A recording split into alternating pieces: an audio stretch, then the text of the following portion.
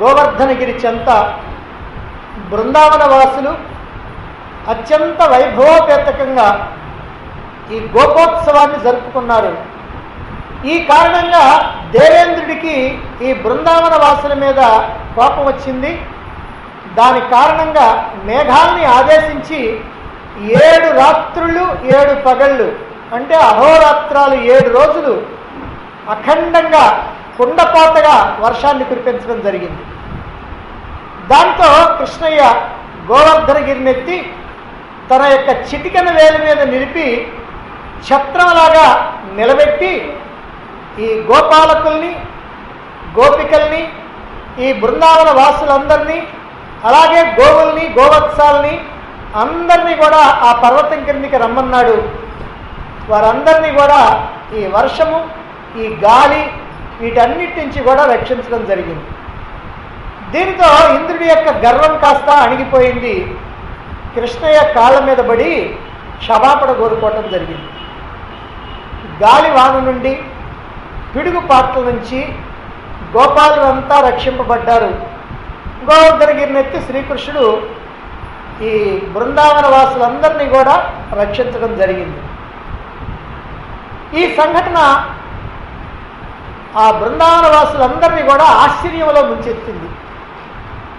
ఎందుకనంటే 7 సంవత్సరాల బాలుడు ఒక బ్రహ్మాండమైనటువంటి పర్వతాన్ని తనంతటి తానుగానే ఎత్తి ఒక చేత్తో ఆ రెండవ చేతి చిటికెన వేల మీద దాన్ని నిలబెట్టి అందులో 7 రోజులు అహోరాత్రాలు అలా నిలబెట్టి అందరినీ రక్షించడం వాళ్ళకి చాలా ఆశ్చర్యంగా ఉంది.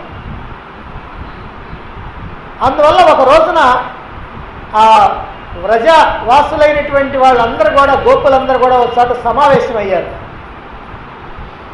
బాలుడైనటువంటి శ్రీకృష్ణుడేమిటి ఈ గోవర్ధనగిరిని అమాంతంగా ఎత్తడం ఏమిటి, పిల్లలు ఎట్లయితే పుట్టగొడుగుని లాగి ఆ పైకి ఎత్తుతారో ఆ ప్రకారంగా గోవర్ధనగిరిని పెకలించి ఏనుగు పద్మాన్ని తొండంతో పట్టినట్టుగా చేతి వేలి మీద చిటికెన వేలి మీద 7 అహోరాత్రాలు కొండను నిలబెట్టాడు. ఈ బాలుడి యొక్క అద్భుత లీలలు మనకి అనుభవానికి అందటం లేదు, ఏదో ఆశ్చర్యంగా ఉంది అని అంటూ ఉంటే వాళ్ళల్లో ఒక వృద్ధుడైనటువంటి గోపాలుడు నందుణ్ణి చూచి అతడితో ఇలా అంటున్నాడు, ఈ బాలుడు మహాభయంకరమైనటువంటి పూతన అనేటువంటి రాక్షసిని అవలేలగా కుప్పగూల్చి వేశాడు. 3 మాసాల వయస్సులో శకటాసురుడు అనేటువంటి రాక్షసుడిని వధించాడు. 1 సంవత్సరం వయస్సులో తృణావర్తుణ్ణి వధించాడు. అతడు సుడిగాలి రూపంలో వస్తే అతడు మోయలేనంత బరువై చివరికి అతడిని పీక నులిమి చంపేశాడు. మరి ఒక రోజున వెన్న దొంగతనం చేశాడు అనేటువంటి నెపంతో తల్లైనటువంటి యశోద ఈ కుర్రవాడిని రోటికి కట్టివేస్తే ఇతడు ఆ రోలు 2 మద్ది చెట్ల మధ్యగా లాక్కొని పోయి ఆ 2 వృక్షాలని కూడా నేలగొల్చడం జరిగింది. ఇక బకాసురుడు అనేటువంటి రాక్షసుడి శరీరాన్ని 2గా చీల్చి సంహరించాడు. వత్సాసురుడు అనేటువంటి దైత్యుడు లేగదూడ రూపంలో వచ్చి మందలో ప్రవేశించగా అది కనుక్కొని అతడి యొక్క శరీరాన్ని అవలేలగా వెలగ చెట్ల మీద విసిరివేసి వాడిని సంహరించాడు. బలరాముతో కలిసి ధేనుకాసురుణ్ణి అతడి యొక్క బంధువుల్ని వధించి తాళవనాన్ని అందరికీ కూడా ఉపయోగపడేట్టు చేశాడు. ఇక బలరాముని ద్వారా ప్రలంబాసురుడు అనేటువంటి రాక్షసుడిని చంపి ఆ తర్వాత కార్చిత్సు నుంచి గోపాలకులందరినీ కూడా రక్షించాడు. ఇతడే అతి భయంకరమైనటువంటి విషాన్ని కలిగి ఉన్నటువంటి కాళీయుణ్ణి మదమణగించి అతడి యొక్క తలలపై నాట్యం చేసి ఈ కాళీయం అనేటువంటి హ్రదం నుంచి అతన్ని పంపించి వేశాడు. ఓ నందమహాశయ, 7 సంవత్సరాల వయస్సు కలిగినటువంటి ఈ చిన్ని బాలుడు ఎక్కడ, గోవర్ధనం అంతటి పెద్ద పర్వతం ఎక్కడ?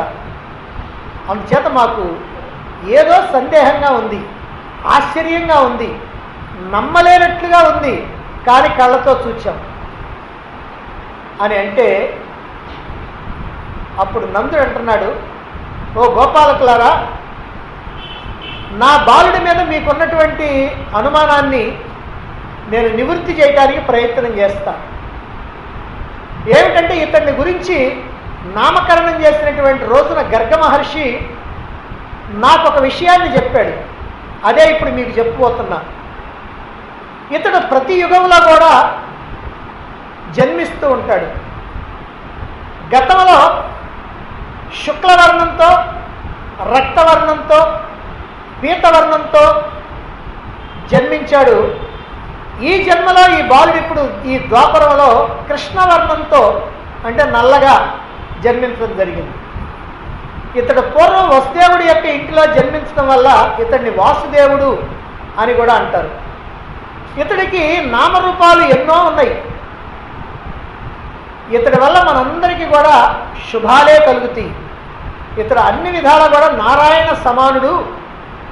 ఈ బాలుడి విషయంలో మీరు సంశయించాల్సినటువంటి పనే లేదు అని ఆ రోజున గర్గ మహర్షి చెప్పాడు నాతో అని నందుడు తెలియజేస్తే, ఈ బృందావన వాసులంతా కూడా ఆనంద డోలికల్లో తేలియాడుతూ ఉన్నారు.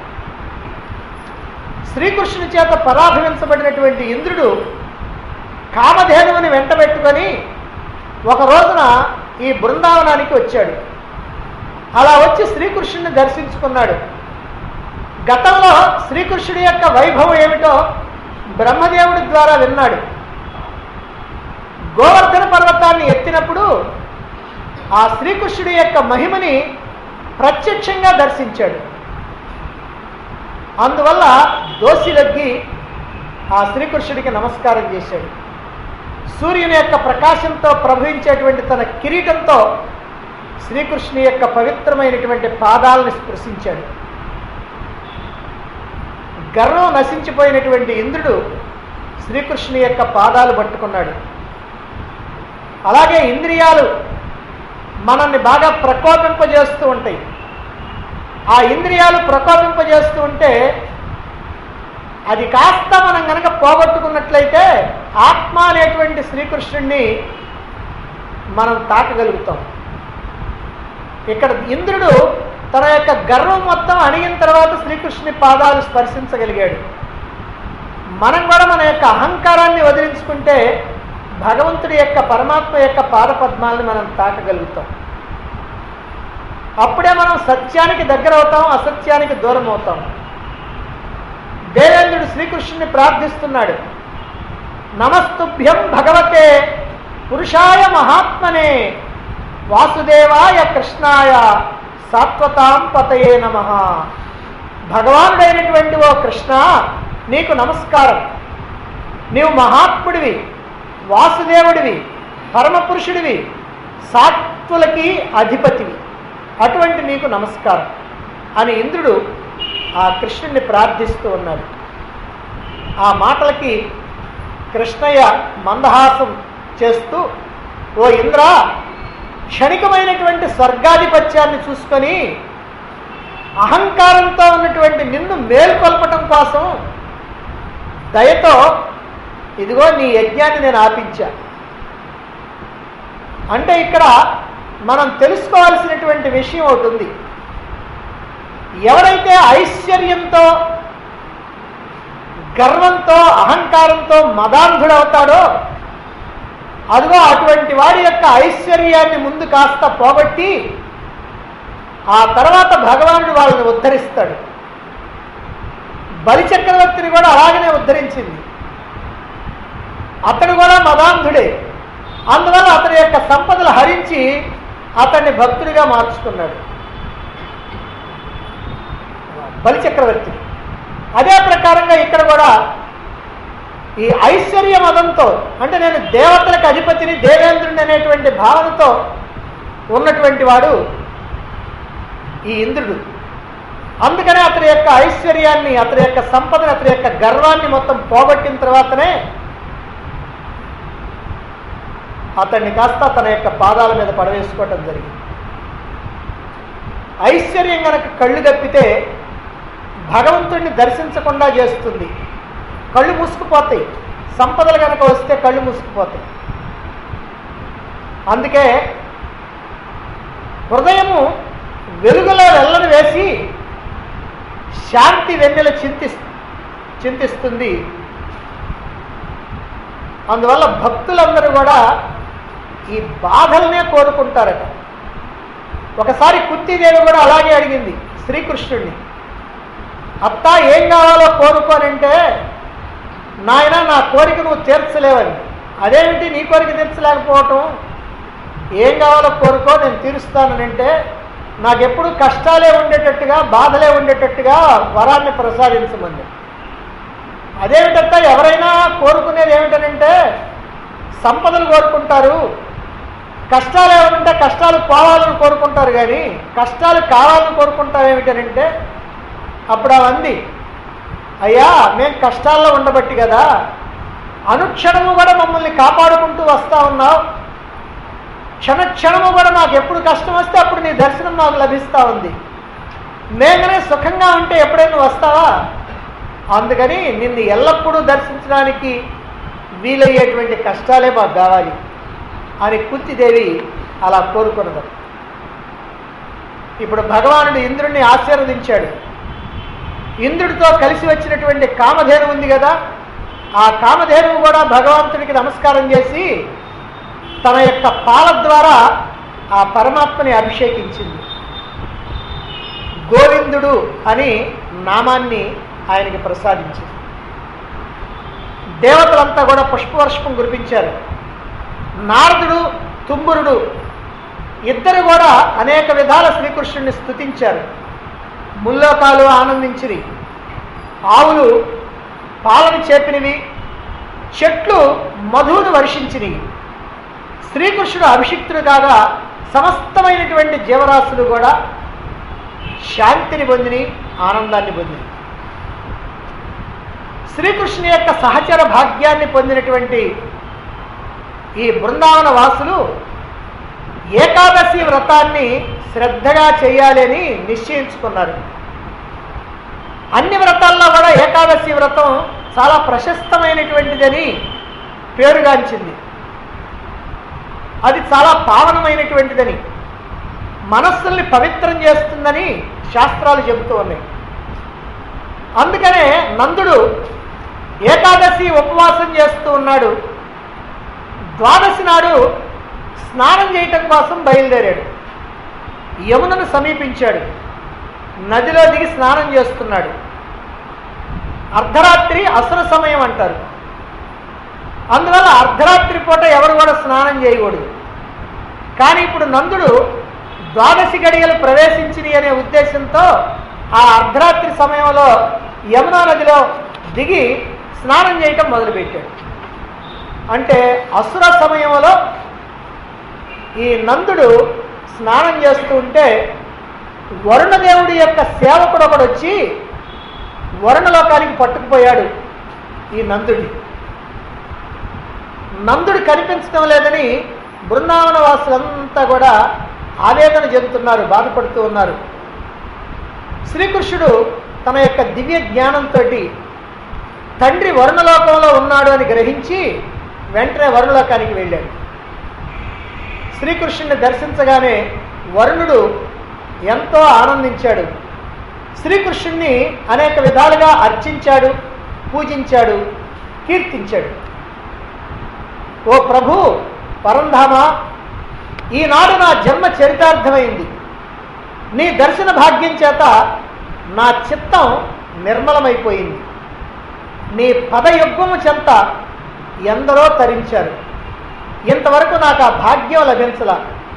నన్ను కూడా నీ యొక్క సేవకుల్లో ఒకరిగా చేసుకో అని వరుణుడు శిరస్సు వంచి నమస్కారం చేశాడు. ఓ భగవాన్ కృష్ణ, మందమతులైనటువంటి నా సేవకులు తెలియక నీ తండ్రిని ఇక్కడికి తీసుకొని వచ్చారు. నా భృత్యులు చేసినటువంటి అపరాధం ఏదైతే ఉందో దానికి మన్నించమని ఈ భృత్యుడు నిన్ను కోరుకుంటున్నాడు.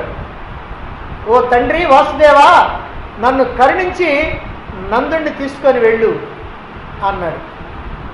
శ్రీకృష్ణుడు నందుణ్ణి వెంటబెట్టుకొని బృందావనానికి వచ్చేశాడు. అందరూ కూడా సంతోషించారు. వరుణుడు శ్రీకృష్ణుడిని స్తుతించినటువంటి విషయం నందుడు ఆ బృందావనంలో ఉన్నటువంటి అందరికీ తెలియజేశాడు. వ్రజవాసులంతా కూడా శ్రీకృష్ణుడిని సాక్షాత్తు పరమాత్మగా భావిస్తాం మొదలుపెట్టారు. ఇప్పుడు తమకి శ్రీకృష్ణుడు తప్పక సద్గతిని ప్రసాదిస్తాడు అని వాళ్ళల్లో వాళ్ళు భావిస్తూ ఉన్నారు. శ్రీకృష్ణుడు ఈ బృందావన వాసుల యొక్క హృదయాల్లో కలుగుతున్నటువంటి భావాన్ని కనిపెట్టాడు. తన వారైనటువంటి గోపాలకులకి వైకుంఠ దర్శనం చేయించాడు. వాళ్ళ యొక్క కోరిక అనుగుణంగా వాళ్ళకి వైకుంఠ దర్శనం చేయించాడు. ఎలాంటిది ఆ వైకుంఠం? సత్యం జ్ఞానం అనంతం యద్ బ్రహ్మ జ్యోతిస్సమానం. అది సత్యం జ్ఞానం అనంతం, అది జ్యోతిస్వరూపం. సత్యమైనది, జ్ఞానస్వరూపమైనది, అనంతం అవధులు లేనటువంటిది. అది ప్రకాశ రూపమైనటువంటిది, శాశ్వతమైనటువంటిది. మహర్షులు పొందినటువంటి ఆ ఉత్తమ గతిని ఈ బృందావన వాసులందరికీ కూడా కలిగించాడు కృష్ణయ్య. పూర్వం అక్రూరుడు ఎక్కడ బ్రహ్మజ్ఞానాన్ని పొందాడో అక్కడే ఈ నందాదులందరినీ కూడా శ్రీకృష్ణుడు తీసుకుని వెళ్ళాడు. ఒక సరోవరంలో వీళ్ళందరినీ తీసుకెళ్ళి ఆ బ్రహ్మ రూపాన్ని సందర్శింపజేశాడు. శ్రీకృష్ణుని యొక్క స్పర్శ చేత బ్రహ్మ సంబంధాన్ని కలిగి ఈ వ్రజవాసులంతా కూడా వాళ్ళ జీవితాలను తరింపజేసుకున్నారు. శ్రీకృష్ణుని యొక్క వర్ణలోక యాత్రలో ఒక అంతరార్థం ఉంది. వరుణుడు అంటే ఎవరు?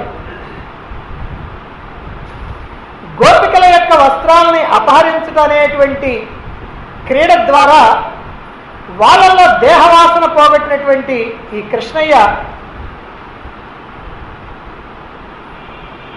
రాసక్రీడకి గోపికల్ని అర్హులుగా చేస్తూ ఉన్నాడు. వరుణుడు నిజంగా ఇక్కడ వరుణుడు అంటే మన నాలుక మీద ఉంటాడు వరుణుడు. అందుకనే పరమాత్మని రసో వై సహా అని అంటారు. రసస్వరూపుడు పరమాత్మ. రసం ఎక్కడుంటుంది? నాలుక మీద. మనం ఏదైనా కనుక నాలుక మీద కనుక వేసుకుంటే అది స్వీట్ కానీ హాట్ కానీ కారం కానీ తీపి కానీ ఏదైనా వేస్తుంది. ఆ రుచి మనకి ఎప్పుడు తెలుస్తుంది అంటే నాలుక మీద తడి ఉంటేనే తెలుస్తుంది. అంటే నాలుక మీద వరుణుడు ఉంటేనే తెలుస్తుంది. నాలుక మీద వరుణుడు లేకపోతే దాని రుచి మనకు తెలియదు. అందుకనే జ్వరం తగిలినప్పుడు ఏది తిన్నా సరే ఎలా ఉంటుందో మీకు తెలుసు కదా, దాని రుచే తెలియదు. ఏదైనా నోట్లో వేసుకో. ఎందుకనంటే జ్వరం తగిలినటువంటి వాడికి నాలుక మీద లాలాజ్వరం ఊరదు. అందువల్ల నిజంగా ఈ దేవతలందరూ కూడా మనకి బయట కనపడతారు అనుకుంటాం, కానీ దేవతలంతా ఇక్కడ ఉన్నారు. వరుణుడు నాలుక మీద ఉన్నాడు, సూర్యుడు కంటి వెనుకున్నాడు, ఇంద్రుడు మనస్సులో ఉన్నాడు. ఇలా దేవతలంతా కూడా ఇక్కడే ఉన్నారు. 30 కోటి దేవతలు కూడా మన దేహంలోనే ఉన్నారు. వాళ్ళందరూ కూడా మన ఇంద్రియాలకు అధిష్టాన దేవతలుగా ఉన్నారు. అందుకే ఇక్కడ వరుణుడు అని అంటే రసనాయా వరుణ అన్నారు. ఇప్పుడు ఈ రసస్వరూపుడైనటువంటి పరమాత్మ రాసక్రీడకి సిద్ధమవుతా ఉన్నాడు. ఈ రాసక్రీడకి ముందు గోపికా వస్త్రాపహరణం జరిగింది. గోపికా వస్త్రాపహరణం ద్వారా ఏం జరిగింది అంటే దేహవాసన పోయింది. ఈ దేహం మీద ఉన్నటువంటి వ్యామోహాన్ని పోగొట్టడం కోసమే గోపికా వస్త్రాపహరణం. దేహం మీద ఎప్పుడైతే ఆ అభిమానం పోయిందో, దేహాభిమానం పోయిందో, రాసక్రీడకి అర్హత వచ్చేస్తుంది. అందుకనే గోపికల్ని ముందుగా అదిగో దేహాభిమానాన్ని పోగొట్టి రాసక్రీడకి అర్హుల్ని చేయడం జరిగింది. జలక్రీడా సమాసక్త గోపీ వస్త్రాపహారకాయ నమః అని మనకి భగవంతుని గురించి మనం శ్రీకృష్ణుని గురించి చెప్పేటప్పుడు అష్టోత్తరాలు చెప్పుకుంటాం. జలక్రీడా సమాసక్త గోపీ వస్త్రాపహారక. ఇది నిజంగా జలక్రీడ కాదు, ఇది జడక్రీడ. అంటే జడమైనటువంటి దేహం మీద ఉన్నటువంటి అభిమానాన్ని తొలగించేటువంటి క్రీడ అది. ఈ జలక్రీడ తర్వాతనే, జడక్రీడ తర్వాతనే రాసక్రీడ. రాసక్రీడ అనేటువంటిది ఒక కామక్రీడ కాదు, అది ఒక అద్భుతమైనటువంటి ఆధ్యాత్మిక క్రీడ.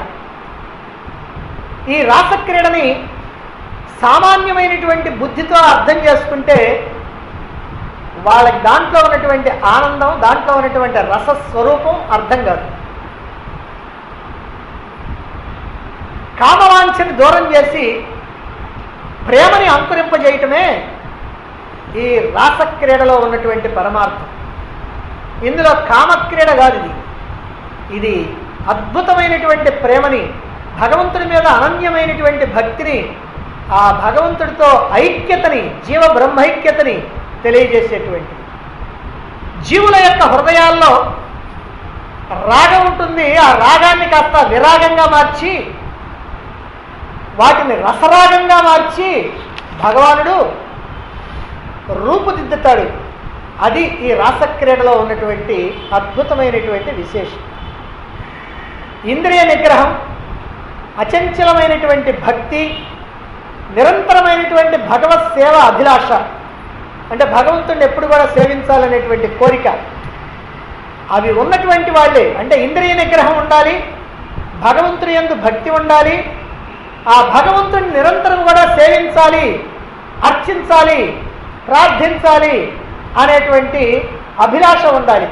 ఈ మూడు అర్హతలు ఎవరికైతే ఉన్నాయో అటువంటి వాళ్ళే ఈ రాసలీల యొక్క రహస్యాన్ని అర్థం చేసుకోగలుగుతారు. రాసలీలను వింటే హృదయంలో ఉన్నటువంటి రోగాలు నశించిపోతాయి. హృదయంలో ఏమి రోగాలు ఉంటాయి? అరిషడ్వర్గాలు అంటారు. కామ, క్రోధ, లోభ, మోహ, మద, మాత్సర్యాలు. మనకి లేనటువంటి దాన్ని కావాలనుకోవటం కామం. ఆ కోరికను తీర్చుకునేటప్పుడు ఎవడన్నా అడ్డం వస్తే వచ్చేది కోపం. ఆ వచ్చినటువంటిది నాకే ఉండాలి, నేను ఇంకెవరికి ఇవ్వను అంటే లోభం. ఇది నాకే ఉంది, దీనితో నేను సుఖపడతాను అనుకుంటే మోహం. ఇది నాకుంది ఇంకెవరికి లేదనుకుంటే మదం. నాకంటే వాడికి కూడా ఎక్కువగా ఉందనుకుంటే మాత్సర్యం. అన్నీ ఒక్కదాన్ని ఆధారం చేసుకొని వస్తాయి. కామాన్ని ఆధారం చేసుకునే క్రోధ, లోభ, మోహ, మద, మాత్సర్యాలు. ఇవన్నీ మన హృదయంలో ఉన్నటువంటి జబ్బులు, ఆధ్యాత్మిక రోగాలు. మామూలు రోగాలైతే ఇక్కడ డాక్టర్ దగ్గరికి పోవచ్చు, కానీ ఈ రోగానికి మాత్రం జగద్వైద్యుడైనటువంటి వాడే కావాలి, పరమాత్మే కావాలి. అందుకనే ఈ రాసలీలని కనుక మనం సరిగ్గా అవగాహన చేసుకుంటే, శ్రద్ధగా విన్నట్లయితే మన హృదయంలో ఉన్నటువంటి ఈ జబ్బులన్నీ నశించిపోతాయి. భక్తితో పరవశించడం జరుగుద్ది. అప్పుడు రాసలీలలో ఇరువురు గోపభామల మధ్య గోపాలుడు నిలిచి ఉంటాడు. అంటే ప్రతి వాళ్ళు కూడా, ప్రతి గోపిక కూడా భగవానుడు తన దగ్గరే ఉన్నాడు అని అనుకుంటుంది. అలాంటి అనుభూతిని ఒక్క భగవంతుడు మాత్రమే కలిగించగలడు. అందుకనే కృష్ణస్తు భగవాన్ స్వయం అన్నారు. శ్రీకృష్ణుడు స్వయంగా భగవానుడే అని భాగవతం ఘోషించింది. గోపికలు శ్రీకృష్ణుడిని ప్రేమించారు. ఒక్క క్షణం కూడా శ్రీకృష్ణుడిని వదిలి ఉండలేరు. ఒకవేళ శ్రీకృష్ణుడు కనుక దూరంగా ఉంటే ఆ కృష్ణుడి యొక్క భావాలతో వాళ్ళ యొక్క మనస్సును నింపుతారు. ఎదురుగా శ్రీకృష్ణుడు కనుక ఉన్నట్లయితే వాళ్ళ యొక్క నేత్రాలతో ఆ శ్రీకృష్ణుడిని దర్శిస్తూ ఆనందిస్తారు, లేదా చేతులతో అర్చిస్తూ ఉంటారు, లేదా వాక్కుతో ఆయన్ని ప్రార్థిస్తూ ఉంటారు. ఇలా నిరంతరము కూడా ఆ భగవంతుడితోనే వాళ్ళ యొక్క జీవితం అంతా కూడా పెనవేసుకుపోయింది. శ్రీకృష్ణుడిని విడిచి ఒక్క క్షణం కూడా జీవించలేరు. వాళ్ళు గృహకృత్యాలు మర్చిపోయారు, భర్తల్ని విడిచిపెట్టారు, ప్రాపంచిక బంధాలన్నీ తెంచుకున్నారు. శ్రీకృష్ణుని యందు వాళ్ళు చూపించేటువంటి ప్రేమ సంకుచితమైనటువంటి ప్రేమ కాదు, అది లైంగిక ప్రధానమైనటువంటి ప్రేమ తృష్ణ కాదు. అక్కడ ఈ లైంగికమైనటువంటి భావాలే వ్యక్తం కావు. అది ఏమిటనంటే పరాప్రేమ, అది దివ్యమైనటువంటి ప్రేమ, అది కామనారహితమైనటువంటి ప్రేమ, అది జీవాత్మ పరమాత్మతో ఐక్యమయ్యేటువంటి ప్రేమ, జీవ బ్రహ్మైక్య స్థితిని కలిగించేటువంటి ప్రేమ, అది మాధుర్యమైనటువంటి ప్రేమ. రాసక్రీడకి ఆది అంతాలు లేవు. ప్రతి మనిషి ఆంతర్యంలో కూడా ఎల్లప్పుడూ ఈ రాసక్రీడ జరుగుతూనే ఉంటుంది. రాసక్రీడలో ప్రతి గోపిక చెంత మాధవుడు ఉంటాడు. రాసక్రీడలో ఇరువురు గోప భావాల మధ్య ఒక గోపాలుడు ఉంటాడు. మరి మన మనస్సులో ఉందన్నారేమండి రాసక్రీడ? ఉన్నది. ఇద్దరు గోప భావాల మధ్య గోపాలుడు కదా, రెండు సంకల్పాల మధ్య పరమాత్మ. మనం ఆ సంకల్పం చేస్తాం, అక్కడికి పోవాలి, ఇక్కడికి పోవాలి, అది కొనుక్కుందాం, ఇది కొనుక్కుందాం, ఏదో ఒక సంకల్పం చేస్తాం. ఈ సంకల్పం పోబోయేటప్పటికి మరి ఇంకో సంకల్పం వచ్చేస్తూ ఉంటుంది. ఎందుకంటే ఎల్లప్పుడూ ప్రాపంచికమైనటువంటి వ్యవహారాల్లో ఉన్నటువంటి వాళ్ళకి ఒకదాని తర్వాత ఒకదాని తర్వాత వస్తూ ఉంటాయి. అయితే ఈ సంకల్పానికి ఆ సంకల్పానికి మధ్యలో కొంచెం గ్యాప్ ఉంటుంది, కొద్దిగా ఖాళీ ఉంటుంది. ఎంత ఖాళీ అని అంటే ఒక సెకండ్లో కొంత వంతు కావచ్చు. కానీ ఆ గ్యాప్ ఏదైతే ఉందో ఆ రెండు సంకల్పాల మధ్య ఉన్నటువంటి ఆ సమయం ఏదైతే ఉందో అది పరమాత్మ. కనుక పరమాత్మ ఎక్కడుంటాడంటే రెండు సంకల్పాల మధ్య ఉంటాడు. ఇక్కడ భగవానుడు శ్రీకృష్ణుడు ఎక్కడ? ఇద్దరు గోపికల మధ్య ఉన్నాడు. అందువల్ల అక్కడ రాసక్రీడ జరుగుతుంది అనుకోబాకండి, ఇక్కడ రాసక్రీడ జరుగుతూ ఉంటుంది. మన యొక్క సంకల్పాల మధ్య ఇలా జరుగుతూ ఉంటుంది. అందువల్ల ఈ సంకల్పాలను ఎవరైతే స్వాధీనం చేసుకుంటారో ఆత్మ సాక్షాత్కారాన్ని పొందాలి అని రాసలీల ద్వారా భగవానుడు మనకు బోధిస్తూ ఉన్నాడు. అంటే మీరు నన్ను కనుక చేరుకోవాలి అని అంటే ఈ సంకల్పాలను స్వాధీనం చేసుకోండి, లేదా రెండు సంకల్పాల మధ్య ఉన్నటువంటి నన్ను దర్శించండి అని భగవానుడు ఇక్కడ తెలియజేస్తున్నాడు. భగవానుడు గోపికలతో క్రీడించాలనుకున్నాడు. గోపికలకి ముందే ఆ కోరిక ఉంది, భగవంతుడితో క్రీడించాలనేటువంటి కోరిక. తాను ఇంతకు ముందే ఆ గోపికలకి ఆ మాట చెప్పున్నాడు. ఇప్పుడు శరద్రాత్రులు ప్రవేశించినాయి, శారదరాత్రులు. ఈ శారదరాత్రులు ఎలాంటివి అంటే మనస్సుని ఆహ్లాదంగా మార్చేసేటువంటివి. ఆ సమయంలో భగవానుడు దివ్యమైనటువంటి మనస్సును నిర్మించుకున్నాడు, యోగమాయను స్వాధీనంలో పెట్టుకున్నాడు. ఈ యోగమాయను ఎందుకు స్వాధీనంలో పెట్టుకోవటం అంటే ఎప్పుడు ఏ రూపం కావాలంటే ఆ రూపం వస్తుంది, ఎన్ని రూపాలు కావాలంటే అన్ని రూపాలు వచ్చేస్తూ ఉంటాయి. మనమేమో మాయకి లోబడి ఉంటాం, మాయేమో ఆయనకి లోబడి ఉంటుంది. అందుకని ఆయనేమో మాయాధీశుడు, మనమేమో మాయకి లోబడి ఉండేటువంటి వాడు.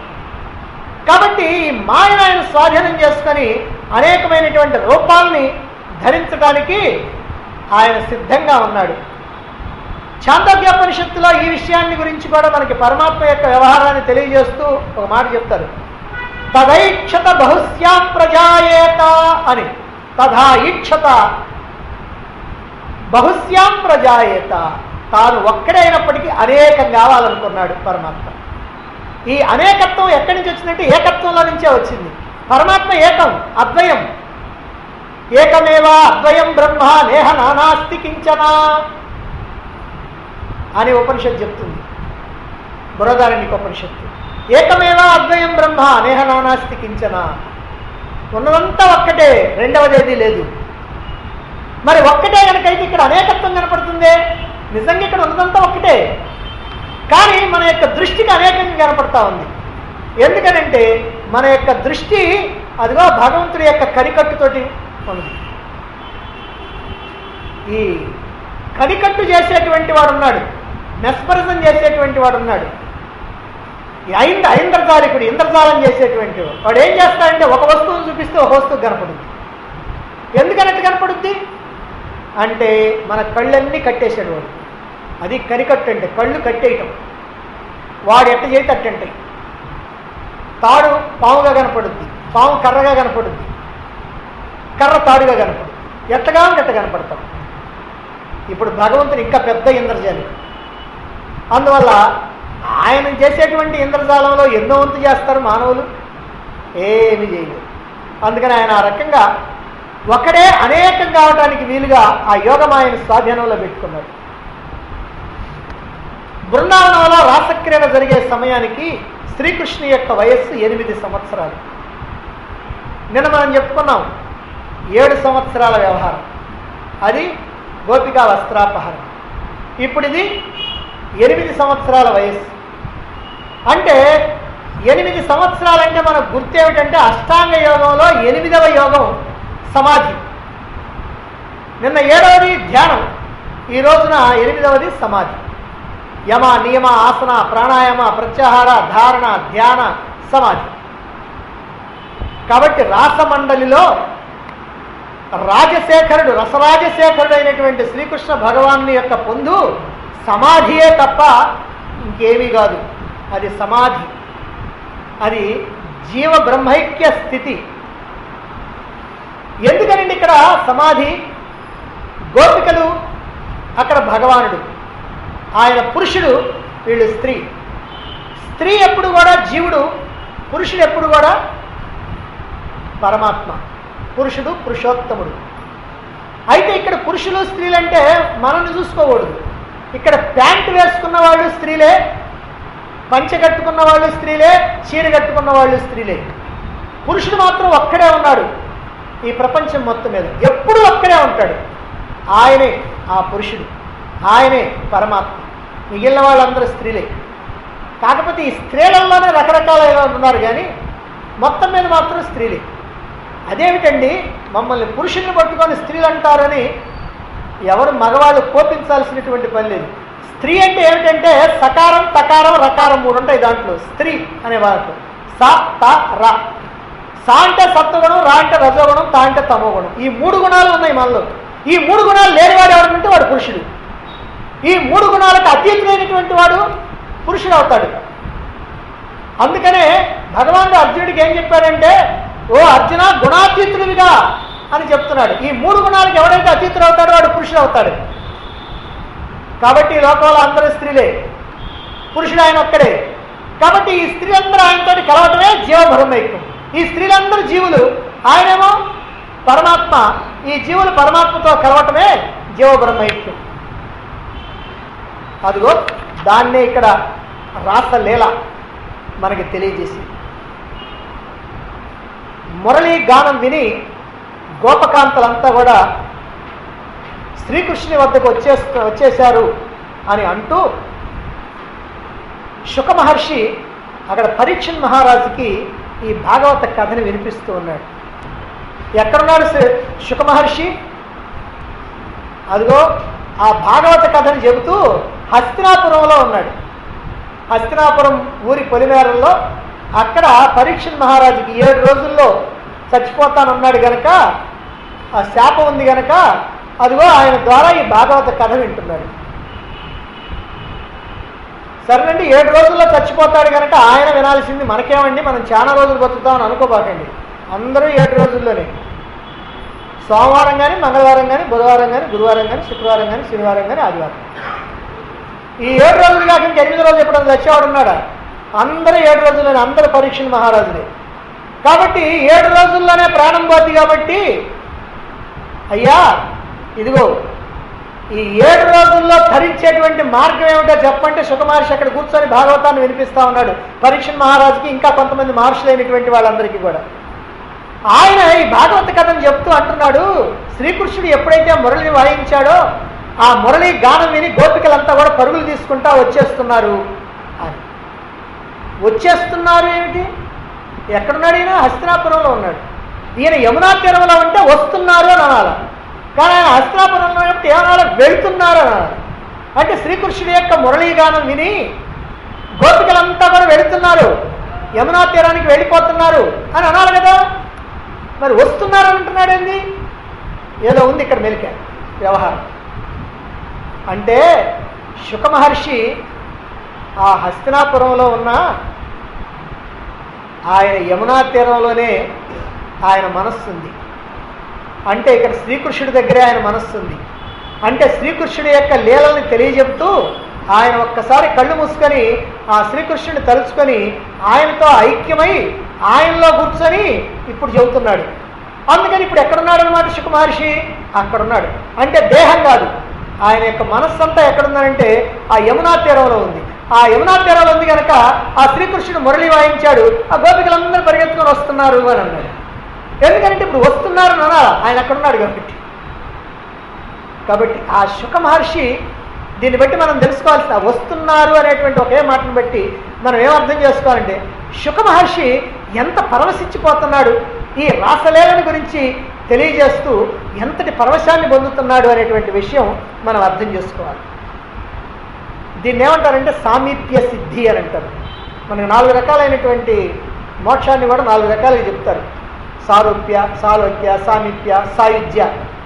ఇప్పుడు దీని సామీప్య సిద్ధి అంటే భగవంతుడికి సమీపంగా ఉంటే సామీప్య, భగవంతుడి యొక్క రూపంతో ఉంటే సారూప్య, భగవంతుడి లోకంలో ఉంటే సాలోక్య, భగవంతుడితో ఐక్యమైపోయి విడదీయటానికి వీలు లేకుండా మొత్తం కలిసిపోతే సాయుధ్య.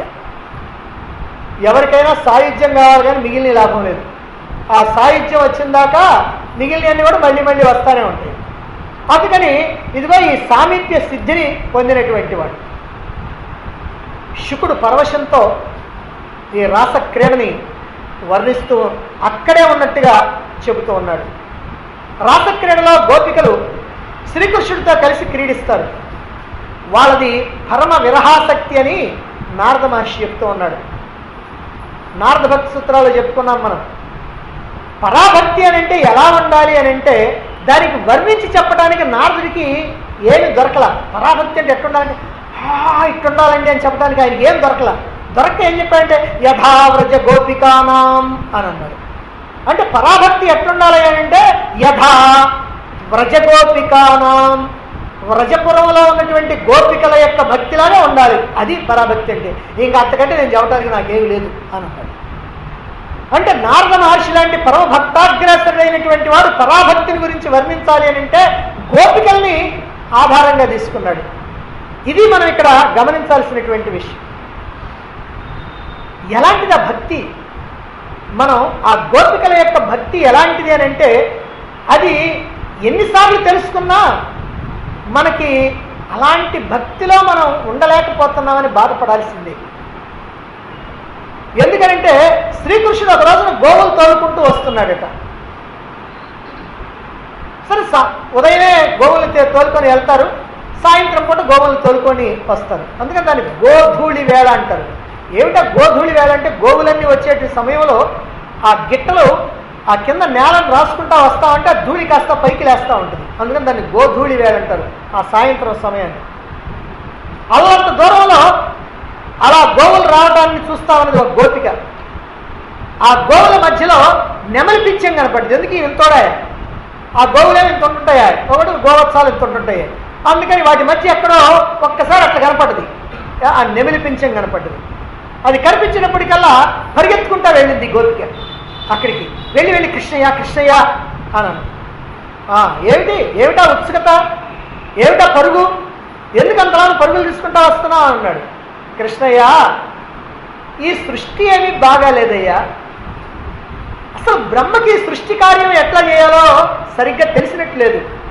ఏమో నాకు అనిపిస్తూ ఉంది బ్రహ్మగారికి ఈ సృష్టి చేయటం కాస్త ఎవరైనా చెప్పాల్సిందే, ఆయన సరిగ్గా తెలీదు అన్నది ఆ గోపిక.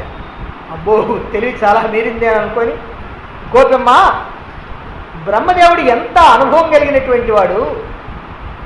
ఆ బ్రహ్మదేవుడి యొక్క ఒక రోజు అంటే మనకి 864 కోట్ల సంవత్సరాలే ఆయన ఒక రోజుకి. మరి అలాంటి ఆయన ఎంత అనుభవం కలిగినటువంటి వాడు. మరి ఆయన సృష్టి నువ్వు బాగలేదంటున్నావు, ఏం లోపం చూసావు నువ్వు ఆయన సృష్టిలో, నీకేం లోపం కనపడ్డది అని అడిగితే అప్పుడు ఆ గోపమ్మ అంటుందట, కృష్ణయ్య మనం దేన్నైనా చూడటానికి కళ్ళు ఇచ్చాడు కదా, బాగానే ఉంది, ఇచ్చాడు, కళ్ళు ఇచ్చాడు కాబట్టి మనం దేన్నైనా చూడగలుగుతాం. ఆ కళ్ళ మీద రెప్పలు ఎందుకు పెట్టాడయ్యా? ఇప్పుడు రెప్పలు పెట్టాడనుకో, ఒక్క క్షణకాలమైనా సరే అలా నిన్ను కనుక చూడాలని అంటే ఆ కళ్ళు రెప్పలు వేయాల్సి వస్తుంది కదా. వేస్తే ఆ క్షణం నేను నిన్ను చూడటానికి వీలు లేకుండా పోతుంది కదా.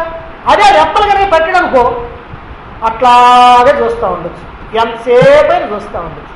ఎన్ని రోజులైనా చూస్తూ ఉండొచ్చు. ఎంత బ్రహ్మాండంగా ఉండేది. ఎందుకయ్యా బ్రహ్మదేవుడి రెప్పలోటి పెట్టాడు మనకు అడ్డం అన్నాడు. ఇది గోపికల యొక్క అనన్యమైనటువంటి భక్తి, గోపికల యొక్క పరాభక్తి. ఈ గోపికల యొక్క భక్తిని వర్ణించాలి అంటే ఆ గోపికలు చేస్తున్నటువంటి దాన్ని, ఆ గోపికల యొక్క భక్తిని చూస్తే వింటే తప్ప ఎలా తెలుస్తుంది మిగిలినటువంటి వాళ్ళకి? రాసక్రీడలో పాల్గొన్నటువంటి గోపికలు సాధారణమైనటువంటి స్త్రీలు కాదు. ఎందుకనంటే వాళ్ళని సాధారణమైనటువంటి స్త్రీలుగా భావించి మన వాళ్ళు ఏదేదో ఊహించుకుంటూ ఉంటారు. వాళ్ళందరూ కూడా గత జన్మలో అనేకమైనటువంటి జన్మల్లో తపస్సులు చేసినటువంటి మహర్షులైనటువంటి వాళ్ళు. ఆ మహర్షులైనటువంటి వాళ్ళు కామనా వాసనలు వాళ్ళల్లో పోకపోవటం వల్ల అనేక జన్మల్లో వాళ్ళు తపస్సులు చేసినా వాళ్ళలో ఉన్నటువంటి కామనా వాసనలు పోకపోవటం వల్ల అదిగో మళ్ళీ ఈ గోపికలుగా జన్మించడం జరిగింది. కాబట్టి ఎంత మహాత్ముడైనా తనలో ఉన్నటువంటి వాసనల్ని పోగొట్టుకోవాలి. వాసనాక్షయం. ఈ వాసనాక్షయంగానే చేసుకోకపోతే ఏనాటికైనా సరే ముక్తి లేదు, మళ్ళీ జన్మించాల్సిందే. మళ్ళీ మనం జన్మించామనంటే ముక్తి లేదని అర్థం. కాకపోతే ఆ జన్మలోనైనా పొందొచ్చు, అది వేరే విషయం. కనుక మనం ఈ జన్మ లేకుండా జన్మరాహిత్యాన్ని పొందాలి అని అంటే మనం వాసనాక్షయం చేసుకోవాలి. మరి ఎన్నో జన్మలు ఎత్తినటువంటి ఆ మహర్షులైనటువంటి వాళ్ళు వాళ్ళల్లో ఉన్నటువంటి ఆ కామనా వాసనల్ని పోగొట్టుకోలేకపోయారు. అనేక జన్మల్లో ఘోరమైనటువంటి తపస్సు చేశారు. మరి వాటిని పోగొట్టుకోవటం చేతగాక ఇదిగో ఇప్పుడు గోపికలుగా జన్మించారు. ఈ గోపికలుగా జన్మించి ఆ శ్రీకృష్ణుడిని చుట్టుకొని ఉండి ఆ శ్రీకృష్ణుడిని ప్రేమను పొందటమే శరణ్యమని భావించారు. అందుకనే వాళ్ళు ఈ బృందావనంలో జన్మించింది. శ్రీకృష్ణుడితో స్నేహం చేసింది. రసరాణులై ఆత్మానంద రసాన్ని పానం చేసింది.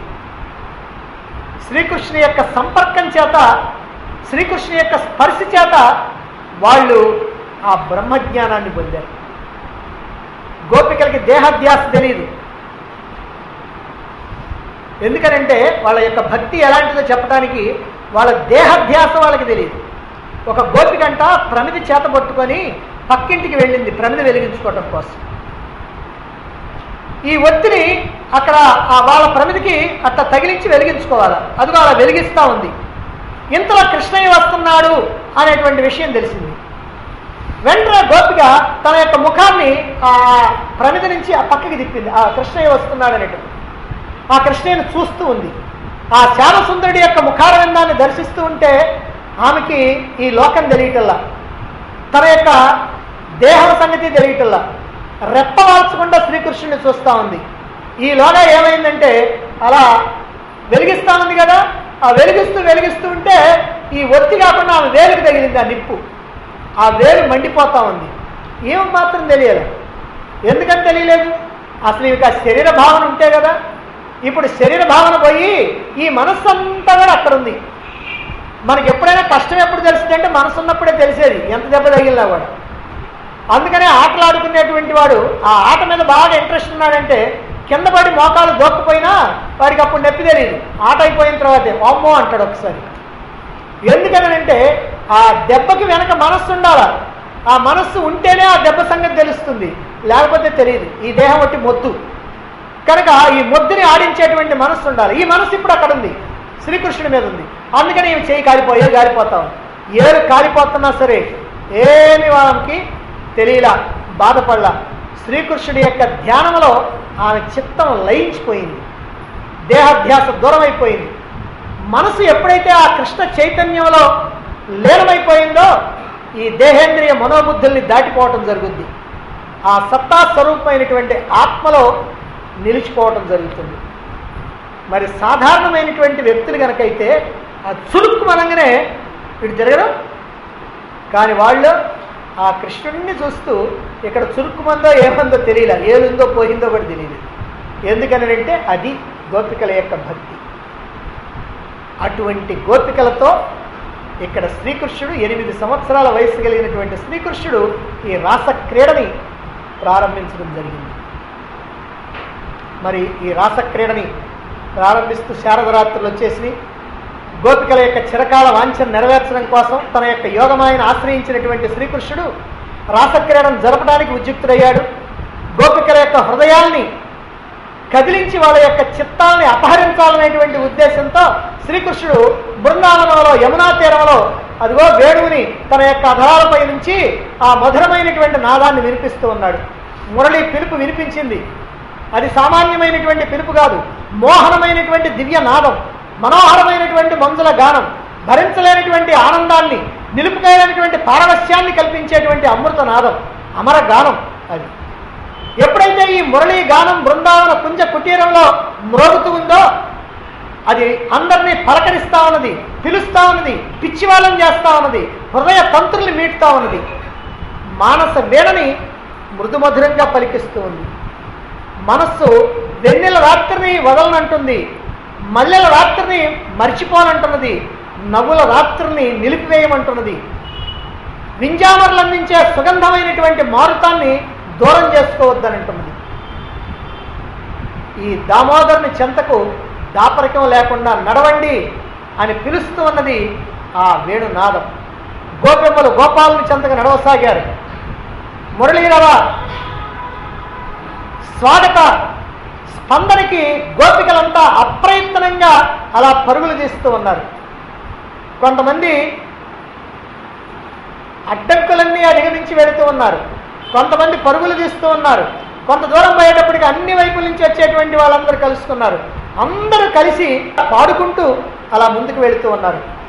యమునా తీరంలో ఉన్నటువంటి శ్రీకృష్ణుడు ఆ మురళీ గానాన్ని వినిపిస్తూ ఉంటే, ఆ మురళీ గానం వినిపించగానే గోపికలంతా ఏదేదో పనుల్లో ఉన్నారు. మరి ఆ పనుల్లో ఉండి వాళ్ళు ఆ పనులన్నిటినీ ఎలా ఆపేసి వెళుతున్నారో, వాళ్ళ యొక్క ఆ భక్తి, ఆ పారవస్యం ఎలాంటిదో, ఆ మురళీ గానం యొక్క ఆకర్షణ ఎలాంటిదో దీన్ని మనం తెలుసుకున్న గోపికల యొక్క భక్తి ఏ రకమైనటువంటి పరాభక్తి అనేటువంటిది కూడా మనం అర్థం చేసుకోవచ్చు. మరి ఏ రకంగా పరుగులు తీస్తున్నారో, ఎన్ని రకాలైనటువంటి ఆటంకాలను ఎదుర్కొన్నారో, ఎంతమంది నిరోధిస్తూ ఉన్నప్పటికీ కూడా అలా వెళ్ళారో, మరి ఆ వెళ్ళటం ధర్మమా అధర్మమా అనేటువంటి విషయాన్ని కూడా మనం రేపు